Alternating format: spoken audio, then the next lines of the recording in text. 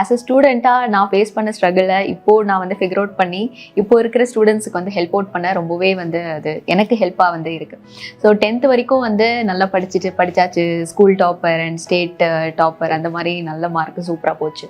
when I stepped into 11th standard அப்போ தான் வந்து இல்லை இன்னும் கொஞ்சம் காம்படேட்டிவான ஸ்கூல் போகலாம் அப்படின்னு சொல்லிட்டு நான் வந்து ஸ்கூல் மாறிட்டேன். நானும் மாறிட்டேன். ஸ்கூல் ஃபஸ்ட்டு செகண்ட் நாங்கள் 2 பேருமே வந்து நானே என் ஃப்ரெண்டு நித்யஸ்ரீ 2 பேருமே வந்து ஸ்கூல் மாறிட்டோம். பட் மாறின அந்த ஸ்கூலில் வந்து பார்த்தீங்க அப்படின்னா ரொம்ப பார்ஷியாலிட்டி பார்க்க ஆரம்பிச்சிட்டாங்க.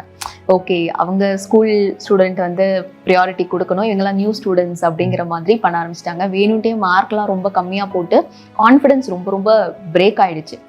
இது வரைக்கும் லைஃப்பில் எல்லாத்துலேயுமே ஃபஸ்ட் ரேங்க் செகண்ட் ரேங்க் அப்படின்னு வாங்கிட்டு இருந்தப்போ திடீர்னு 11th ஸ்டாண்டர்ட் போயிட்டு ஃபெயில் ஆக்கிட்டாங்க.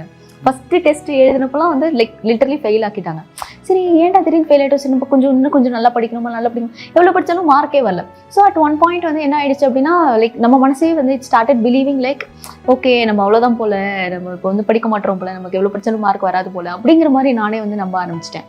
ஸோ 11th வந்து உண்மையாகவே ரொம்பவே அந்த ஸ்ட்ரகிளாக இருந்தது. ஆனால் எனக்கு டியூஷன் போனேன், வீட்லேயும் ஹெல்ப் பண்ணாங்க, ஸ்கூல்லேயும் நல்லா தான் சொல்லி கொடுத்தாங்க.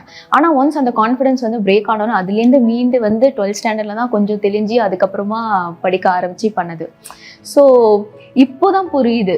இப்போ வந்து லேட்டாக நம்ம வளர்ந்து வந்து இப்போது வந்து நம்மளும் டீச்சிங் ஃபீல்டில் இருந்துட்டு பசங்களுக்கு சொல்லி கொடுக்குறப்போ ஓகே இப்படிலாம் நடக்குதா, அப்போது ஒருத்தரோட கான்ஃபிடென்ஸ் வந்து ரொம்ப ரொம்ப முக்கியம்.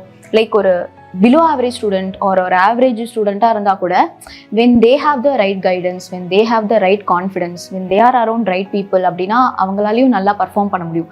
அதே நேரத்தில் லைஃப் ஃபுல்லாக நல்லா பர்ஃபார்ம் பண்ணுறவங்களையுமே நம்ம வந்து டிமோட்டிவேட் பண்ணாலோ இல்லை அவங்களுக்கு தப்பான ஒரு கைடன்ஸ் கொடுத்துட்டாலோ அவங்களை கொஞ்சம் புல் டவுன் பண்ணிட்டாலோ ஈஸியாக அவங்களும் ஆவரேஜ் ஒரு பிலோ ஆவரேஜுக்கு போயிடுவாங்க. So anything can happen. அப்போது சுற்றி இருக்கிற பீப்புள், நம்ம டீச்சர்ஸ், நம்ம ஸ்கூல் ஆர் டியூஷன் சம்திங் ஒரு குட் சப்போர்ட் அண்ட் ஒரு குட் கைடன்ஸ் இருக்கிறது வந்து ஒரு லைஃபையே வந்து புரட்டி போடும் அப்படின்னு நான் வந்து பிலீவ் பண்ணுறேன்.